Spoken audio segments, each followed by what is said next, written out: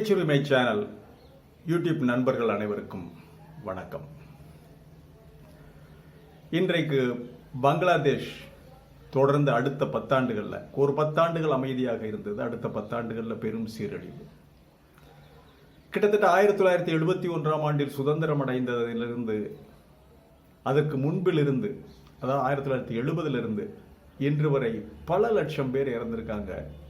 தொடர்ந்து சோகம், தொடர்ந்து பிரச்சனை. அந்த நாட்டிற்கு உயிரிழப்புகள், தீ வைப்புகள், வன்முறை என்று அந்த நாடு சந்திக்காத அவலங்களே இல்லை. அதற்கெல்லாம் காரணம் என்ன தெரியுமா?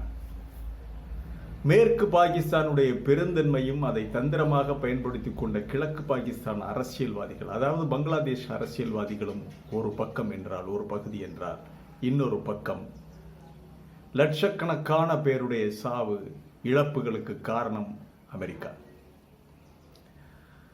இந்த சர்வதேச அரசியலைத்தான் பார்க்க இருக்கிறோம். மறக்காம இதை சேனலை சப்ஸ்கிரைப் பண்ணிட்டு பெல் பட்டனை மறக்காமல் அழுத்துங்கள். நிறைய ஷேர் பண்ணுங்க. இது முக்கியமான விஷயம். இது ஒரு நம்ம தெரிந்து கொள்ள வேண்டிய முக்கியமான வரலாற்று கட்டாயம். இந்த வரலாறுலாம் தெரிந்து கொள்ள வேண்டும், எவ்வளவு கிளவராக நடந்திருக்காங்க அப்படின்னு. சரி, வாங்க நிகழ்ச்சியை பார்க்கலாம். அதாவது 1947 நம்மளோட சேர்ந்துதான் சுதந்திரம் அடைந்தார்கள். ஒரு நாள் முன்பு. அன்றிலிருந்து 1970 வரை பாகிஸ்தானில் தொடர்ந்து சர்வாதிகாரிகளே ஆட்சி பண்ணிக்கிட்டு வந்தாங்க. அய்யூப் கான்ல இருந்து பல்வேறு அதாவது இராணுவ அதிகாரிகளால் ஆளப்பட்டு வந்தது. கடைசியாக யாஹ்யா கானை அமெரிக்கா தேர்வு செய்தது. சுதந்திரம் அடைந்ததிலிருந்து பாகிஸ்தானை யார் அதாவது சுதந்திரம் அடைந்ததிலிருந்து பாகிஸ்தானை யார் ஆள வேண்டும் என்பதை அமெரிக்கா, வாஷிங்டன் முடிவு செய்தது. அதனால் பல்வேறு ஜெனரல்கள் அங்கே ஆட்சி பண்ணாங்க. தேர்தல் நடப்பதற்கான வாய்ப்பே இல்லை. ஆனால் தேர்தலுக்கான கான்ஸ்டிடியூவன்ட் அந்த இன்ஸ்டிடியூஷனை முகமது அலி ஜின்னா போன்ற அந்த மரியாதைக்குரிய பெரிய மனிதர்கள், பெரிய அரசியல்வாதிகள் அவங்க பண்ணி வச்சுட்டு போயிட்டாங்க. ஒரு பக்கம் இந்த கான்ஸ்டிடியூஷன் செஞ்சிருக்காங்க. இந்தியாவை பார்த்து தான் அவர்கள் கற்றுக்கொண்டார்கள். இந்தியாவுடைய பேட்டர்ன்ல தான் அவங்க பண்றாங்க. மறுபக்கம் அமெரிக்கா தன்னுடைய தெற்காசிய நலன்களுக்காக பாகிஸ்தான்ல விளையாடிக்கிட்டு இருக்காங்க. பரமபத விளையாட்டு விளையாடிக்கிட்டு இருக்காங்க. அய்யூப் கான் வர்றாரு. 65 இந்தியாவோட யுத்தம். அதன் பிறகு 70 யாஹ்யா கான் வர்றாரு. ஜெனரல் யாஹ்யா கான் வந்த உடனே யாஹ்யா கான் என்ன பண்றாரு? தேர்தல் நடத்துவதற்கான அறிவிப்பை அவர் வெளியிடுகிறார். எதுக்கு? மேற்கு பாகிஸ்தானுக்கும் கிழக்கு பாகிஸ்தானுக்கும் சேர்த்து தேர்தல் நடத்துவதற்கான ஒரு அறிவிப்பு. அதுவரை கிழக்கு பாகிஸ்தானில் இருக்கிற அரசியல்வாதிகள், ஷேக் முஜிபுர் ரஹ்மான்ல இருந்து இன்னும் சிலர், அவங்கெல்லாம் மேற்கு பாகிஸ்தானில் இருக்கிற மக்கள் கட்சி, அதாவது பூட்டோருடைய இஸ்லாமிய மக்கள் கட்சி, சிந்து மாகாண கட்சிகள், இந்த மாதிரி கட்சிகளுடைய கிழக்கு பாகிஸ்தான் பிரதிநிதிகளாக, கிழக்கு பாகிஸ்தான் தலைவர்களாகத்தான் இருக்கிறார்களே ஒழிய கிழக்கு பாகிஸ்தான்ல தனியாக ஒரு அரசியல் கட்சி இல்லை. அந்த கட்சிகளுடைய கிழக்கு பாகிஸ்தான் தலைவர்களாக இவங்க இருக்கிறாங்க. அந்த கட்சியை இங்கே நடத்திக்கிட்டு இருக்காங்க. தலைமை அங்கே. அதே போல பாகிஸ்தானுடைய வளம், அதனுடைய பொருளாதார கட்டமைப்பு, வளம், அருமையான சிந்து நதி பாய்கின்ற அற்புதமான வளம் கொண்டது. இந்தியாவில் அந்த மாதிரி வளமான பிரதேசம் இல்லை. சிந்து நதி வண்டல் உலகின் மிகச்சிறந்த வண்டல். பால் உற்பத்தி, இதில் எல்லாம் பாகிஸ்தான் நல்ல வளமான பகுதி.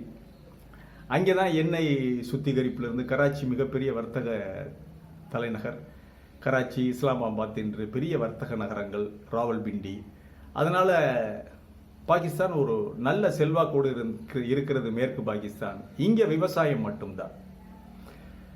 அப்ப அந்த அரசியல் கட்சியினுடைய தலைவர்களாக இங்கே இருக்கும் பொழுது தேர்தல் டிக்ளேர் பண்ணப்படுது. அந்த டிக்ளேர் பண்ணும் முன்னாடி அந்த சில இதுகளெல்லாம் ஃபார்மேட்லாம் சொல்லும் பொழுது 300 நாடாளுமன்ற தொகுதிகளாக பிரிக்கிறாங்க. 300 நாடாளுமன்ற தொகுதிகள் மேற்கு பாகிஸ்தானுக்கும் கிழக்கு பாகிஸ்தானுக்கும்.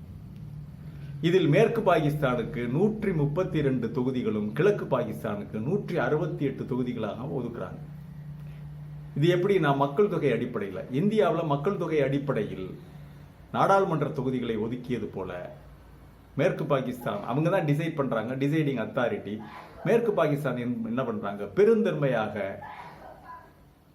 இந்த குயுக்தி, தந்திரம் இதெல்லாம் அறியாத பெருந்தன்மையாக நல்ல பிள்ளைகளாக இவங்க என்ன பண்றாங்க, கிழக்கு பாகிஸ்தான் அதிக ஜனத்தொகை இருப்பதால் அவர்களுக்கு 168 எம்பி தொகுதிகளையும், குறைவான மக்கள் தொகை கொண்ட மேற்கு பாகிஸ்தானுக்கு 132 தொகுதிகளையும் ஒதுக்கி கொண்டு தேர்தலை டிக்ளேர் பண்றாங்க. இவங்க நினைச்சிருந்தா இங்க 150, இங்க 150. நிலப்பரப்பு மேற்கு பாகிஸ்தான் பெரியது, கிழக்கு பாகிஸ்தான் சிறியது. ஆனால் மக்கள் தொகையில தான் இவங்க அதிகம். 150 ஈக்குவலா பிரிச்சிருந்தா கூட இந்த பிரச்சனையே வந்திருக்காது. ஏன்னா யாராவது ஒருத்தர் அங்கே 10 எம்பியை சப்போர்ட் பண்ணாதான் ஆட்சி அமைக்கவே முடியும். அதனால ஒரு கூட்டணி சர்க்கார் தான் வர முடியும். ஒரு நேர்ந்து நிறவி எல்லாரும் சேர்ந்து ஆட்சியை நடத்தி இருக்கலாம். இதற்கு வழி செய்யாமல் இவங்க என்ன பண்ணிட்டாங்க, 168 எம்பி தொகுதியை தூக்கி கிழக்கு பாகிஸ்தான் கொடுத்த உடனே முஜிபுர் ரஹ்மான் என்ன பண்றாரு, பார்ட்டியை விட்டு வெளியே வர்றாரு.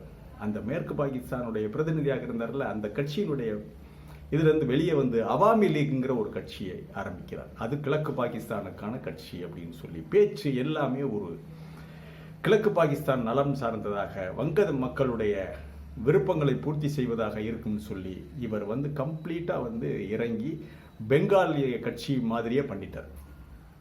தேர்தல் முடிவுகள் வருகிறது. 168 தொகுதிகளையும் இவங்க ஜெயிச்சிட்டாங்க முஜிபுர் ரஹ்மான். அங்கே பூட்டோவுடைய மக்கள் கட்சி, இஸ்லாமிய மக்கள், பாகிஸ்தான் மக்கள் கட்சி 80 தொகுதிகள் ஜெயிக்கிறாங்க. மற்ற சிந்து ப்ராவின்ஸ் அங்கேயெல்லாம் மற்றவங்க ஜெயிக்கிறாங்க. மொத்தம் 132. இப்போ கூட பிரச்சனை இல்லை. அவங்க ஏத்துக்கிட்டாங்க. முஜிபுர் ரஹ்மான வர சொல்றாங்க பிரதமர் பதவி ஏற்பதற்கு. இவர் கிளம்பி ஆகணும். யாஹ்யா கான் தான் அதிபர். இப்ப இவர் இங்க இருந்து கிளம்பி போறாரு. அதுவரை பிரச்சனை இல்லை. பூட்டோ பிரச்சனை பண்ணல, யாரும் பிரச்சனை பண்ணலை. தேர்தல் முடிவுகளை ஏற்றுக்கொண்டார்கள். முஜிபுர் ரஹ்மான் கிளம்பி டாக்கா போகிறார். இந்த தேர்தல் முடிவு வந்த உடனே இஸ்லாமாபாத்தில் இருக்கிற அமெரிக்கன் எம்பசியிலிருந்து ஒரு செய்தி உடனடியாக அன்றைய அமெரிக்க ஜனாதிபதி நிக்சனுக்கு அனுப்பப்படுகிறது.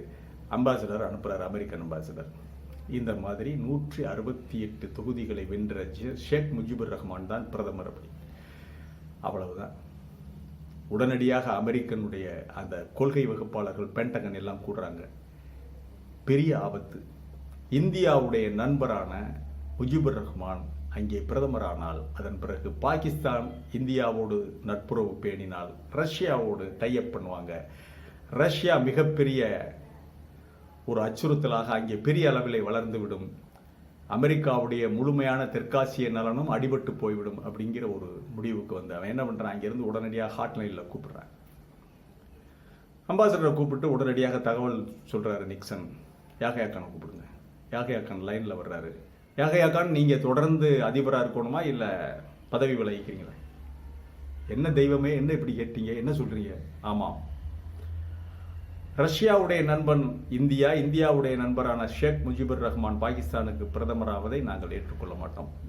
நாங்க சொல்றதை நீங்க கேட்கறதா இருந்தா இருங்க, இல்லாட்டினா நாங்க சொல்றதை கேட்கிற இன்னொரு ஜெனரல் நாங்க இப்பொழுது 1 மணி நேரத்தில் கொண்டு வந்துடுறேன். அவ்வளவுதான். என்ன செய்யணும், முஜிபுர் ரஹ்மான் அரெஸ்ட் பண்ணிட்டார்.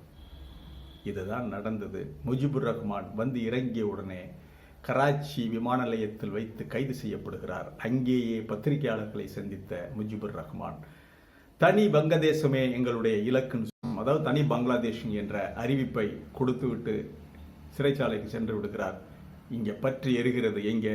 கிழக்கு பாகிஸ்தானில் உடனடியாக வன்முறை ஆரம்பிக்கிறது. மக்கள் எழுச்சி, புரட்சி ஆரம்பிக்கிறது. மக்கள் வீதிக்கு வருகிறார்கள். முக்தி பாகினி என்ற கொரில்லா படை உருவாக்குகிறது. இப்ப இந்த பிரச்சனைக்கு காரணமான முக்தி பாகினி அப்பொழுதுதான் உருவாக்கப்படுகிறது. இந்தியாவுடைய ஆதரவோடு இந்தியா தலையிடுகிறது. ரஷ்யா இந்தியாவுக்கு ஆதரவாக நிற்கிறது. எல்லாரும் சேர்ந்து கூடி கூத்தடிச்சு பல லட்சம் பேர் அங்கே இறந்து இந்திய ராணுவம் ரத்தம் சிந்தி. இவ்வளவுக்கும் காரணம் பாகிஸ்தானுடைய பெருந்தன்மையாக அவர்கள் 168 எம்பி தொகுதியை பிரித்து கொடுக்க போக ஷேக் முஜிபுர் ரஹ்மானை ஏற்றுக்கொள்ள முடியாத அவர் இந்தியாவின் நண்பர் என்ற அமெரிக்கா களத்தில் இறங்கி குட்டையை குழப்பி மீன் பிடிக்க பார்க்க உடனடியாக இந்தியாவும் இதுதான் சந்தர்ப்பம் என்று இதை பிரிச்சு விட்டுறலாம் அப்படின்னு சொல்லி இந்தியா இறங்க, இந்தியாவிற்கு ஆதரவாக ரஷ்யா வர ஒரு மிகப்பெரிய ஆடுகளமாக, மைதானமாக கிழக்கு பாகிஸ்தான் மாறி முக்தி பாகினி என்ற கொரில்லா யுத்தம் தொடங்கி கொரில்லா போர் தொடங்கி அதன் பிறகு இந்தியா மேல் பாகிஸ்தான் வார் டிக்ளேர் பண்ணி 14 நாட்களில் அந்த யுத்தத்தில் இந்தியா வெற்றி பெற்று கிழக்கு பாகிஸ்தானை பிரித்து பங்களாதேஷ் என்ற புதிய நாட்டை உருவாக்கி இன்று வரை அதன் பிறகு பங்களாதேஷில் நடந்த பல்வேறு ஆட்சி கவிப்புகள் முஜிபுர் ரஹ்மான் கொல்லப்படுகிறார் 76ஆம் ஆண்டு. அவருடைய நண்பரான கர்னல் ஜியாவுர் ரஹ்மான் தான் அவரை கொல்றாரு. அவர் பதவிக்கு வருகிறார். அதன் பிறகு அவரும் கொல்லப்படுகிறார். அவருடைய மகள் கலிதா ஜியா பதவிக்கு வருகிறார். அதன் பிறகு ஷேக் முஜிபுர் ரஹ்மானுடைய மகள் ஷேக் ஹசீனா தப்பித்த அந்த கொலையில் எல்லாரும் கொல்லப்படுறாங்க. முஜிபுர் ரஹ்மானை கொல்லும் போது குடும்பத்தோடு கொல்லப்படுகின்ற பொழுது ஷேக் ஹசீனா மட்டும்தான் வெளிநாட்டில் படிச்சுக்கிட்டு இருக்காங்க. அவங்க திரும்பி வந்து ஆட்சி பொறுப்பை ஏற்று இப்பொழுது இந்த அளவிற்கு இப்போ மறுபடி எர்ஷாத் கொள்ளையடிச்சு எர்ஷாத்தை ஏர்போர்ட்டில் மடக்கி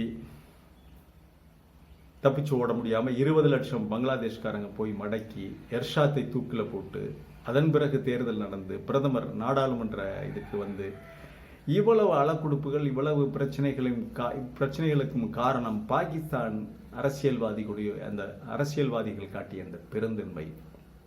அதன் விளைவாக முஜிபுர் ரஹ்மான் போட்ட ஒரு கணக்கு, அவர் செய்த அரசியல், அதனுடைய முடிவில் அமெரிக்கா குட்டையை குழப்பியது. இவையெல்லாம் தான் இந்த இரத்த களரிக்கும் இந்த படுமோசமான உள்நாட்டு போருக்கும் காரணமாகிவிட்டது. மீண்டும் ஒரு காணொளியிலே சந்திக்கிறேன். இது வாய்ஸ் ஆஃப் தமிழ் வழங்கும் பேச்சுரிமை சேனலை சப்ஸ்கிரைப் பண்ணிட்டு மறக்காம பெல் பட்டனை அழுத்துங்கள். கமெண்ட் செய்யுங்கள், ஷேர் செய்யுங்கள், அதிகமாக ஷேர் பண்ணுங்க. நன்றி, வணக்கம்.